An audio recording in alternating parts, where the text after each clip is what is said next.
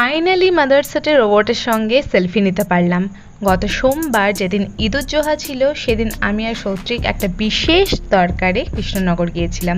যেহেতু তখন দুপুরবেলা ছিল তো পেয়ে গেছে প্রচণ্ড খিদে, আর খিদে পেলে আমাদের একটাই ঠিকানা, সেটা হচ্ছে মাদারসাট। এবার একটু অন্যরকম ট্রাই করেছিলাম সৌত্রিকের সাজেশনে, সেটা হচ্ছে ঠাকুর বাড়ির বাসন্তী পোলাও আর চম্পারন মাটন। আর এই কম্বোটা আমাদের এতটাই ভালো লেগেছিল যে আমরা সেকেন্ড বারের জন্যও মাটন অর্ডার করেছিলাম। কিলি সেদিন এমন জায়গায় সিট পেয়েছিলাম যেখান দিয়ে বারবার রোবট আমার পাশ দিয়ে আসা যাওয়া করছিল, তো আমি এক্সাইটমেন্টে ভালো করে খেতেও পারছিলাম না, বারবার রোবটের দিকেই তাকিয়েছিলাম। পরে টুক করে তার সঙ্গে একটা সেলফিও তুলে নিই আমি। একটা না, ওখানে বেশ কয়েকটা রোবট ছিল আর বাচ্চারাও ভীষণ এনজয় করছিল। আসার সময় মায়ের জন্য একটা পিৎজা নিয়ে গিয়েছিলাম, যেহেতু মায়ের জ্বর ছিল, মুখে কোনো টেস্ট ছিল না। মিনি ব্লগটা যদি ভালো লেগে থাকে অবশ্যই বিজয় চ্যানেলটাকে সাবস্ক্রাইব করে দিও। বাই।